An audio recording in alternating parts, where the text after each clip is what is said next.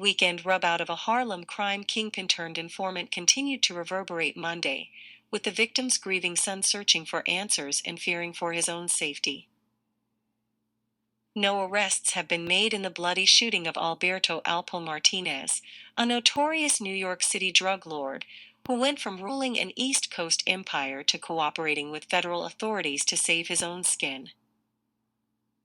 Martinez, 55, went into protective custody following his release from federal prison on murder charges thanks to serving as a government witness. But if federal authorities couldn't keep Martinez from a killer's clutches, his son, Randy Harvey, wonders what chance he has of staying safe. "It was like a student and a teacher, you know." Harvey told the Daily News of his relationship with his father. "The stuff that he wanted to teach me when I was little, but he wasn't there. He told me how to be safe. It's making me wonder, am I really safe?" He's a prime example of someone who went into protective custody, changed his name and everything, and it still caught up with him. There's still no... Still caught up with him because he outside running around acting like he didn't kill 14 people and killed his friends. So, I mean, why is it a surprise to you, shorty? to really be safe. He was so big. I don't even know who hates him. That's Cat. He definitely knew who hate him. That's why a lot of on his social media he put exactly what he put. He supposedly got cut in his face because he was Alpo's son.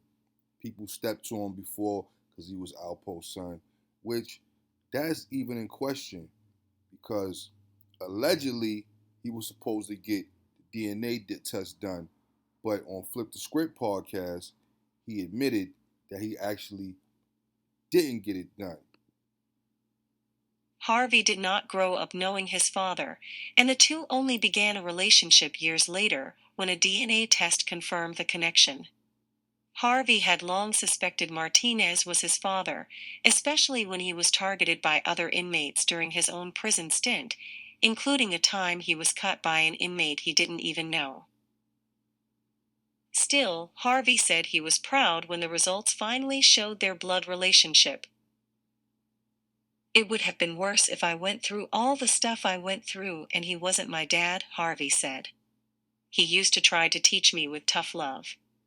A lot of people think that because he's a kingpin, I was born with a silver spoon. But it wasn't like that because he wasn't around. I used to give him money.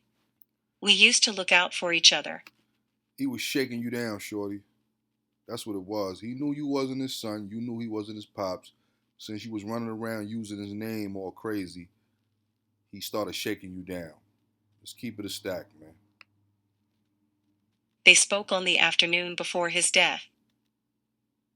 "I spoke to him earlier that day, because my birthday is tomorrow," Harvey said, recalling jokes over an expected nice gift from his dad. That was the last time they spoke. Harvey said he found out about the shooting when a friend from the block rang his cell phone. "He called me immediately because he knew my father's truck," he said.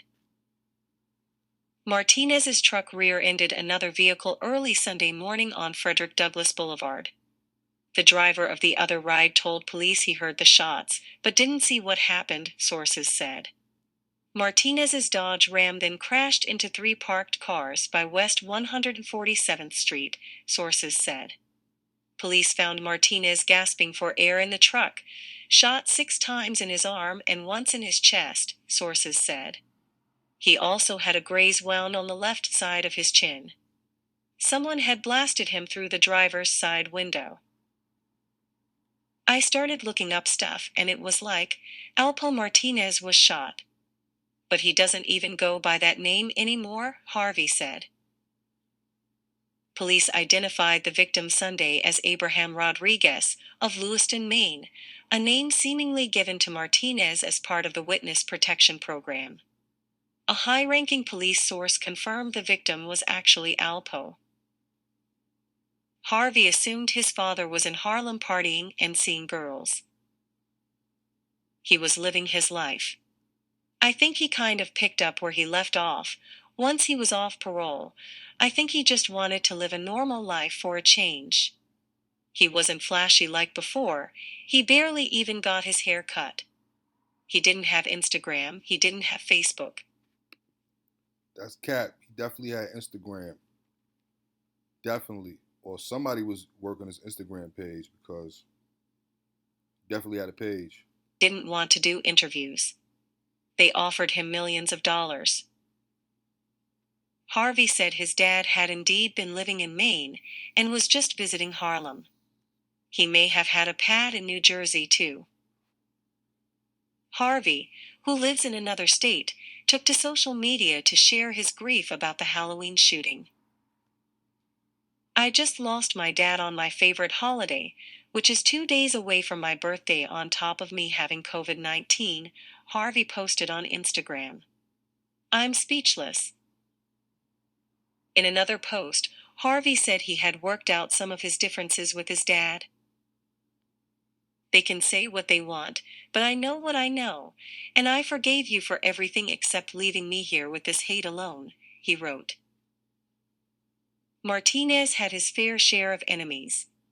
He notoriously shot and killed his former business partner and best friend Rich Porter, 24, in 1990 because he suspected Porter was cutting in on his deals. Members of Porter's family were out drinking champagne when news of Martinez's death swept through Harlem. Harvey said he had mixed feelings about the celebration. A part of me is like, y'all didn't even do it, so what are you celebrating, he said. And the other part of me is like, how does that make it right? Martinez's life story served as the basis of the 2002 film, Paid in Full, starring rapper Cameron, who played a character based on Martinez. Mekhi Phifer played a character based on Porter. Rapper Jay-Z was among the movie's producers. Authorities said Martinez's cocaine empire stretched from New York to Washington, D.C., where he was arrested in 1991 before confessing to 14 murders. He became a government witness to avoid a life sentence and was reportedly released into witness protection in 2015.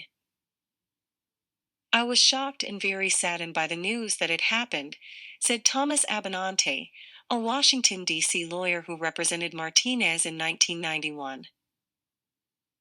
Martinez surfaced in 2019 in Harlem, talking to a crowd of people on the street, video posted on Instagram shows.